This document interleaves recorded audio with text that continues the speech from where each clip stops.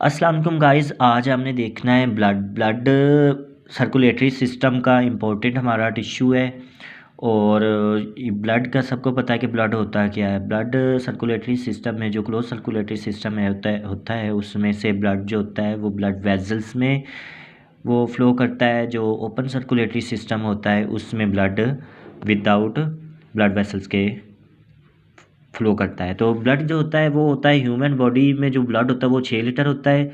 6 litre blood होता है। और इसके अलावा ये तकरीबन 7 to 8% ह्यूमन बॉडी का वेट होता है। तो ब्लड को मैंने यूं बिल्कुल इजी वे में इस तरह डिफ़ाइन किया है कि ये जो ब्लड होता है ना, ब्लड में दो इसके कंपोनेंट्स होती हैं। एक ब्लड प्लाज्मा होता है, एक ब्लड सेल्स होता है। ब्लड प्लाज्मा जो 55% ब्लड प्लाज्मा होता है ब्लड में, और जबकि दूसरे ब्लड सेल्स होते हैं, red blood cells, white blood cells, platelets वगैरह, वो 45% होते हैं। और ब्लड सेल्स में क्या आ जाती है, 3 किस्म के सेल्स आते हैं। रेड ब्लड सेल जिसे इरिथ्रोसाइट्स कहते हैं, वाइट ब्लड सेल जिसे ल्यूकोसाइट्स कहते हैं, प्लेटलेट्स जिसे थ्रोम्बोसाइट्स कहते हैं। जो कि ब्लड प्लाज्मा होता है इसमें 92% वाटर होता है, 92% वाटर होता है और बाकी प्रोटीन होता है। और पीएच की बात की जाए तो जो ब्लड की पीएच होती है वो होती है 7.35 से लेकर 7.45 तक। मतलब ये कि जो 7 से नीचे पीएच होती है वो एसिडिक होती है, और जो 7 से ऊपर होती है वो बेसिक होती है। तो मतलब ये अल्कलाइन होती है 7 के आसपास, मतलब बेसिक होती है। 7 से ऊपर जा रही है तो ये थोड़ा थोड़ा बेसिक होती जा रही है। इसके फंक्शन देखेंगे, फंक्शन क्या होता है। जो carry oxygen lungs to body, ये जो ऑक्सीजन होती है ना ब्लड के ज़रिए लंग्स से, फेफड़ों से जिस्म में दूसरे हिस्सों तक होती है। ट्रांसपोर्ट ऑफ डाइजेस्टिव फूड, जो फूड डाइजेस्ट होती है स्टमक्स में, ये ट्रांसफ़र होती है थ्रू ब्लड के। एलिमिनेट वेस्ट मटेरियल, जो हमारी बॉडी में वेस्ट मटेरियल्स होती हैं वो भी एलिमिनेट ब्लड के थ्रू होती हैं। ट्रांसपोर्ट ऑफ हार्मोन, जो भी हार्मोन्स हमारी बॉडी में होते हैं वो भी एक आर्गन से दूसरे आर्गन में ब्लड के ज़रिए से मूव होते हैं।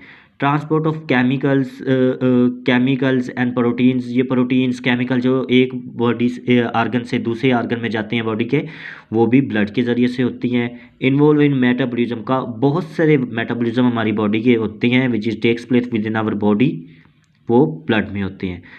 Role in human immune system, immune system में भी जो उसका ब्लड का बहुत रोल होता है।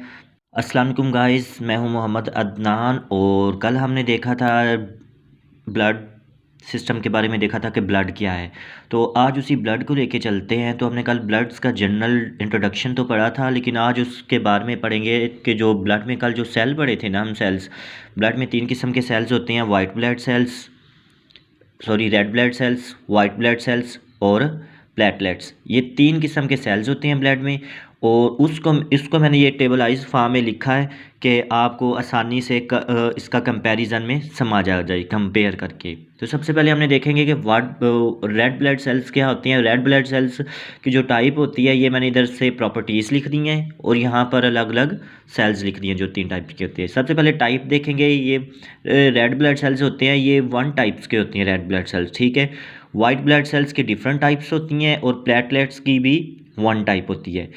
और इसके बाद हमने लाइफ स्पेन देखना है कि इसका लाइफ साइकिल कितने दिनों पर मुश्तमिल है। ये जो रेड ब्लड सेल्स के ये है 120 डेज, यानी कि 4 मंथ का इसका ड्यूरेशन होता है। 4 मंथ में बनते हैं और ये मर जाती हैं।